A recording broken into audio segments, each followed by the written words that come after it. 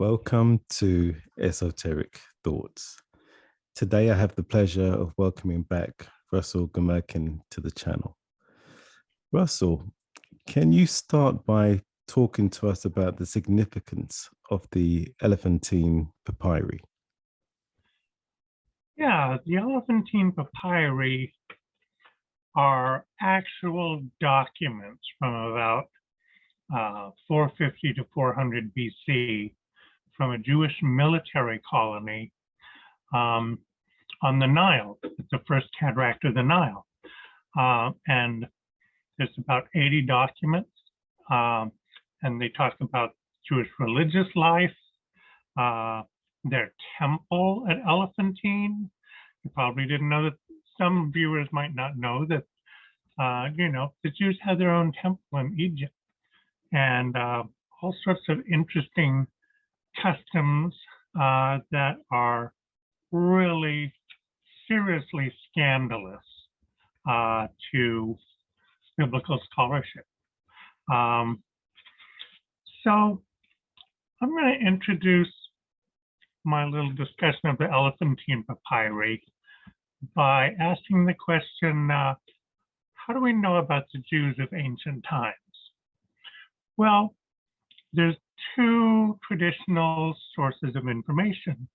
One of them is the biblical writings.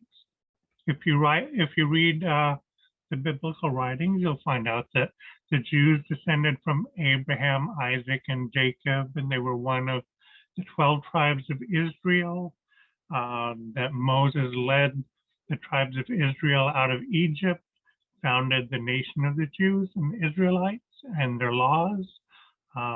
Then after a few centuries, there was the first King David, and his son Solomon built a temple at Jerusalem, the one temple where Yahweh was supposed to be worshipped. And then later on, there was the fall of Jerusalem to King Nebuchadnezzar of Babylon. Jews went into exile. In the Persian period, they finally came back under Ezra the priest around 450 BC, when the nation of the Jews, repented and turned to the laws written in the books of Moses. That's the history that you get if you read the books of the Bible at face value. And it would help if we knew that those stories were actually as old as they claim to be. If we knew that Moses wrote the books of Moses, and if these books were all written by the time of Ezra, then we'd have a lot more confidence that you can just read the Bible and that tells you what the Jews were doing back then. And, everyone encourages you to accept that. I mean, your mom and dad says you can believe it. Your pastor says you can believe it. Even university scholars and biblical critics say they were pretty much all written by the time of Ezra and the Persian period in 450 BC. So they're pretty gosh darn old, and they must record reliable traditions about the Jews. 450 BC, the time of Ezra, the Pentateuch, the books of Moses, were supposed to have been written by pretty much every theory of 20th century scholarship. From the most critical to the most believing, they all accept. It was a done deal by 450 BC. Well, the Elephantine Papyri, they were written after 450 BC. So they provide an important test to whether that stuff written in the Bible is actually reflects the realities of that time. So that brings us to the second source of information about the Jews, and that's actual evidence, archaeological evidence, inscriptional evidence, ancient writings. And that's when we get into really scandalous territory. In the time of the Kingdom of Judah, for instance, you have inscriptions that talk about Yahweh and his wife. You have that at this outpost in the Negev Desert. You have one inscription at Jerusalem that talks about, Asherah and his consort. I mean, Yahweh and the Asherah, his consort. So that's pretty scandalous. You don't have the 12 tribes of Israel anywhere in archaeology. You have the Jewish temple in Jerusalem, sure, but you have another temple of Yahweh at Mount Gerizim in Samaria, and another one in Edom, which is just south of Judah, and another temple among the Jews in Egypt at this military colony of Elephantine, which is what I'm going to talk about. So the colony of Elephantine was about, was it the second cataract or waterfall of the Nile?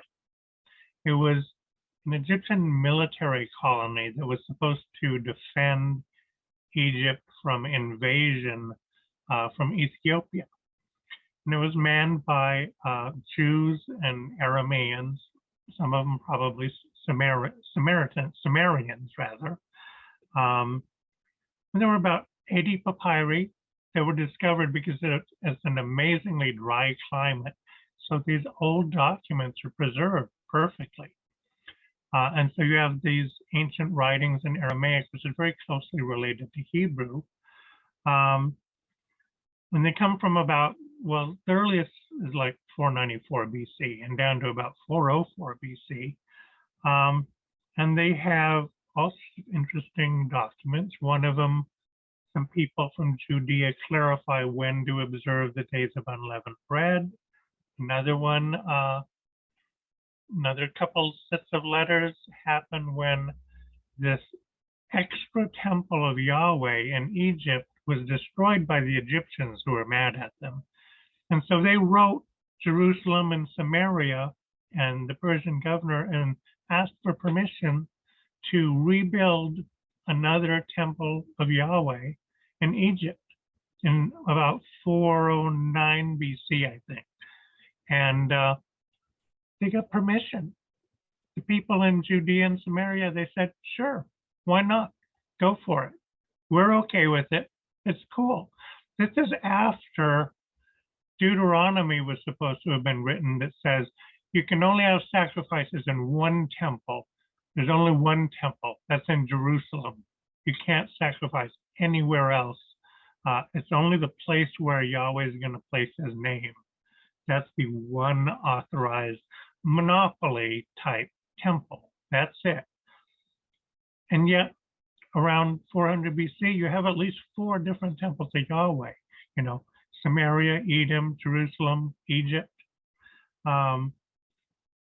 Huge scandal. So they wrote to Jerusalem and Samaria saying, these Egyptians have destroyed our temple. Can we rebuild it? And they write to Jonathan, the high priest, and his brothers. They write to the governors of Samaria and Cowley, who wrote the first book of collection of Elephantine Papyri translated. He commented on this request like this. He said, there's not a hint of any suspicion that the temple at Elephantine would be considered heretical. And they surely wouldn't have appealed to the high priest at Jerusalem if they had felt any doubt about it. On the contrary, they give the impression of being proud of having a temple of their own, and as pious devotees of Yah, they're really distressed at the loss of religious opportunities caused by the destruction of this temple. So it looks like you don't have this this one temple of Yahweh at the time when they're supposed to be. And there's a lot of other really scandalous things about these Jews at Elephantine. For one thing, they weren't monotheists. they worshiped the temple of, the god Yahweh. And that's the main god at the temple. But there were also other gods at that temple too. There was Aneth, there was Bethel, there was Ishim, and there was Haram. When they wrote a letter asking for collecting money to rebuild the temple, it was they gave a list of all the names of the people in the Jewish garrison who gave silver to Yahweh. Each one of them contributed 2 shekels of silver to rebuild the temple. And at the end it says, the silver in the hand of Jedediah ben Gemariah, 31 kars, 8 shekels, and 7 kars are for Eshem Bethel, and 12 kars are for Aneth Bethel. So these are some Jews who contributed to rebuilding the temple. And they have pagan gods, Eshem, Bethel, Aneth. That's part of their names. They're polytheists. There's in some other papyri at Hermopolis, there's greetings to the temple of Bethel and to the temple of the Queen of Heaven. So they're worshiping the Queen of Heaven too. They're calling Yahweh the King of Heaven. And they're worshiping a deity called the Queen of Heaven. So, what's going on? These guys are polytheists, and yet they have a temple of Yah and other gods. And they're in contact with Jerusalem, and they think that Jerusalem's going to be just fine with them rebuilding their temple. Sounds like everyone back there were polytheists. They weren't monotheists yet. I mean, they didn't just worship Yahweh. That's true of the exiles in Babylon too, because you look at their names and there's a lot of foreign gods in there. There's Nebu and this and that. They worship other gods besides just Yahweh. And that's not all the scandals either. There's they had a 7-day week at Elephantine. So you could say that they had a Sabbath because Shabbat is the name of the 7th day of the week. But here's what's interesting. They didn't stop work on the Sabbath. They had a 7-day week, but there's no record of them, meeting in the synagogue, doing any religious observance on the 7th day. And in fact, there's one really classic ostracon, which is a letter that's written on a piece of broken pottery. Broken pottery was basically the post-it note of the ancient world. You break a pot, you write stuff on it, and then you throw it away later. Well, here's one that they threw away. And this letter is written to a woman named Isla. And the guy says, I'm sending you vegetables tomorrow. Meet the boat tomorrow on the Sabbath so that they won't get lost or spoiled. And by the life of Yahweh, if you don't, I'm going to kill you. And don't rely on Meshulameth or upon Shemaiah because they're unreliable. So here's someone that if they don't do work for this person on the Sabbath, he's going to slay him. They're finished. It's like it's like a mafiosa giving an order. So they had a 7-day week, but that's not really the way you're supposed to observe the 7th day. And it might just violate that other commandment, you shall not kill. That might be a little bit in the balance there too. Then there's another I'm just talking away here. This is a fun subject, so I'm just charging ahead. There's another fun letter called the Passover letter. It really doesn't mention Passover, but it mentions the days of unleavened bread. So every spring in the Bible, the Jews had the spring festival season that started with Passover on the night of the 14th. That's when they'd slay the Passover lamb. They'd have a meal. The father would recite the story of the Exodus. The family would say, and then what happened, Dad? And then Moses led the people across the water, and like that. And then for 7 days after that, he was supposed to put out all the leaven or yeast out of their homes in celebration of the Exodus, because they had to leave in such a hurry, they couldn't put in yeast and have the bread rise, So every year, that's what they did. They tossed out all the leaven to commemorate the Exodus. So in this Passover letter, the people at Elephantine, they get instructions from a guy named Hananiah, who's a big official from Judah, on how to celebrate the days of unleavened bread. And read this. It says, to my brother Jedaniah, who's a priest at Elephantine, and his colleagues in the Jewish troop, from your brother Hananiah. In this year 5 of Darius, which is, I think, 415 BC, 419, somewhere like that. Arsames the king instructed me to tell you, this is how you observe the days of unleavened bread. You count 14 days in the first month, and then you observe from day 15 until day 21. And then there's gaps in the letter, and probably they say, put out the leavened bread. And do not drink. They're probably talking about drinking beer, because beer has leaven in it. And anything with leaven, don't eat from sunset until the 21st of day of the first month at sunset. And, blah, blah, blah. Love your brother Hananiah, whatever. So there's instructions on how to observe the days of unleavened bread.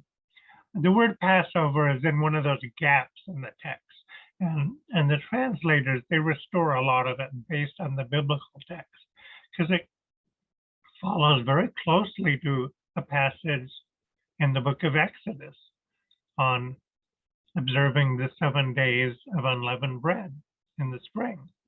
And, the days are right, sunset to sunset, putting out the unleavened bread. It's all great. It's just like in the Bible, except for some missing details. There's no Moses. There's no Exodus.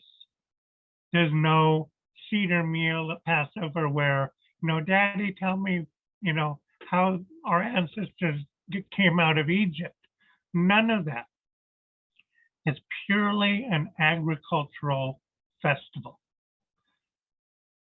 Now, Julius Wellhausen, the famous biblical critic from the end of the 19th century, I read in his book, and he probably drew on earlier authors, he said Passover, days of unleavened bread, they didn't start out about Moses and the Exodus. They were agricultural festivals.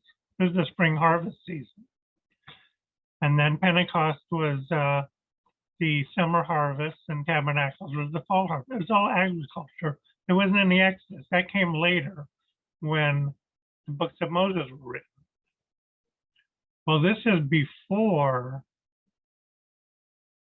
Moses became part of the story. It's before the books of Moses were written. Really, really significant and really scandalous. So in all of the Elephantine Papyri, you don't have one hint of the books of Moses. they're supposed to be done by now. You're supposed to have books of Moses written, books of Kings, a lot of the prophets. You know, most of the Bible was supposed to be all written down and authoritative. So when these guys write Jerusalem, Jerusalem doesn't answer. Well, read Exodus 20, guys. They respond with what's called oral Torah, where you ask the priest a question. He doesn't refer to anything written. He gives you an oral answer because he and his friends, they pass it down by word of mouth over the generations. There's nothing written. There's no evidence that any of the priests at Elephantine, and there were priests, none of them were descended from Aaron. There's no mention of Aaron or the Levites. Out of the 160 Jews mentioned in the Elephantine Papyri, there's not one biblical name. There's no Abraham. There's no Israel. There's none of that. There's no reference to the Exodus, any other biblical event. There's no reference to the laws of Moses, and their Sabbath breakers and this and that. It's by all accounts, all of this was supposed to be, signed, sealed, and delivered by 450 BC. They didn't have any of it. Zero, zilch. So I'm going to quote from Cowley again. He wrote a book called the Aramaic Papyri in 1923, where he first translated the Elephantine Papyri into English, popularized them, and introduced them to the world. And he was shocked. He comments on the complete lack of evidence of any knowledge of the Pentateuch at Elephantine as follows. He says, what precisely constituted a Kahan or priest at Elephantine does not appear. One of those prerogatives, one might suppose, would be to possess the law of Moses and to administer it. Yet there's no hint of its existence. We would have expected in this one Elephantine Papyri, where they request a new temple so they could offer sacrifices, that they would say, we want to offer sacrifice according to our law. And in other places, that should have made some reference to it, but there is none. So far as we learn from these texts, Moses might never have existed. There might have been no bondage in Egypt, no Exodus, no monarchy, no prophets. There's no mention of other tribes and no claim to any heritage in the land of Judah. Among the numerous names of colonists, Abraham, Jacob, Joseph, Moses, Samuel, David, which is so common in later times, never appear, nor any other name derived from their past history is recorded in the Pentateuch and early literature. It is almost incredible, but it is true. So there's not the slightest hint that there were Mosaic writings as late as 400 BC, which is almost when Alexander the Great conquered Persia and introduced, Greek culture to the east.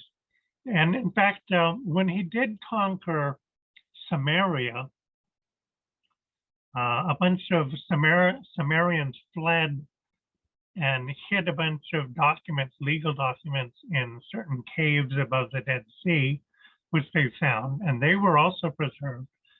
And once again, in that trove of documents, not a single biblical name. And this is like 330 BC. This is right when Alexander is conquering the East. So here you're supposed to have everything done by the Persian era. And there's not a hint that a single word has been written down of the Hebrew Bible until the Greek period. And of course, as you know, I've written several books that argue that the books of Moses were written under the Greeks and drew on all sorts of Greek sources, Plato and Berosus and Manetho. And my other interviews with you have kind of covered this material. But I thought I would just scandalize the heck out of your viewers so that they would realize how utterly the utter absence of evidence there is for these books of Moses until the Greek times. And it's all written a lot later. And it draws on all sorts of literature from the Greeks that most biblical scholars didn't even imagine clear until the end of the 20th century. And a lot of them still can't today. It's a huge scandal. The Elephantine Papyri, they're actual evidence of what the Jews were actually doing in the Persian period. There's an author who wrote a recent book. His name is Gard Graneron, and he wrote a book about the Elephantine Papyri and how. I had the title here. Anyway, he calls the elephant in the room. You know, this is the big scandal because this is snapshots. This is video. This is, it's not word of mouth. It's somebody with a video camera photographing the policeman beating somebody. It's a snapshot then and there as it's happening. And there's not a hint of any of these biblical writings. So I just thought I'd give you all this this wonderful scandal and let us sit there for you. So do we know how and why the biblical authors added onto the story of, say, the Passover, and added the Exodus, and added the whole Moses character and the Moses narrative? Because clearly there's a disconnect between the Elephantine Papyri and what's in the Torah. Yeah, that's true. Well, the first mention of Moses in any literature in the whole world was around 320, 315 BC by a Greek author. His name was Hecataeus of Abdera. He was writing in Egypt. And he was writing how the Egyptians claimed to have colonized the whole world. They sent colonies to Greece. They sent colonies to the Black Sea. They sent a colony to Babylon, led by the god Marduk. And they sent a colony to Judea, led by a dude named Moses. And this Moses was an Egyptian. You know, he wasn't a Jew. He was an Egyptian of noble descent. And because Egypt was over-colonized, he led this Egyptian colonizing expedition with some of their excess population into Judea, which was uninhabited at the time, according to this story. And, he built Jerusalem. He built its temple. He established its constitution. He established its laws. He established its 12 tribes, which is the first mention of the 12 tribes of in the land of Judea. Hecataeus took that from Plato's laws, because Plato said that an ideal nation had 12 tribes, so that every month each tribe could have a rotating duties in government. And so a lot of Greek colonies had that. It's a very common feature in the Greek world, nowhere in the ancient Near East. So, and other things were also taken from Plato's laws in this fictional story by Hecataeus of Abdera in around 320 BC, which he wrote for the Ptolemies, who were the rulers of Egypt after the time of Alexander the Great, because Ptolemy was one of his generals, and so he, they established Alexandria. They created a big empire centered in Egypt, and the Ptolemies ruled there. And they established the Great Library of Alexandria, famous, biggest library in the world, held all the books in the world. And around 270 BC, the Ptolemies had heard this rumor that the Jews had this guy named Moses, that Hecataeus wrote about. He supposedly wrote down their constitution and laws. And so Ptolemy sent a letter with gifts, and it was very official, to Jerusalem saying, hey, we've heard rumors about these laws of Moses that some guy named Moses supposedly came up with in ancient times. Could you come up with a copy for the Great Library? So the Jews, the high priest and the Senate, they said, sure, we can do that. So yeah, so they came to Alexandria, according to my model of how the books of Moses were written. They came to Alexandria in response to that official request. And they wrote a version of the colony story under Moses, and how, yeah, he founded 12 tribes. Yeah, he founded the Constitution and laws. They expanded on this fictional story by Hecataeus of Abdera, whose story didn't resemble the Bible at all. Judea was uninhabited. Moses didn't die in the land of Moab. He actually went and he built Jerusalem and its temple. Doesn't resemble at all, totally independent. The Jews who wrote the story of Moses, the Exodus story, they based it on this Greek story that they read in Hecataeus. So that's kind of where it all comes from. And I've laid it out in a lot more detail in my books. But the Jews, they had access to a lot of Greek literature, including some Egyptian traditions, some true, some false, some slanderous about the Jews. And they kind of took bits and pieces of all of that and put it into their story in the books of Moses. And, and that's how we get the Torah. About 270 BC, deep into the Hellenistic era, using all sorts of Greek sources, and we can finally, track down what a lot of the sources of those biblical authors were, where they were writing, what books were in their library. We've got a lot of the story now, just in the last couple of decades.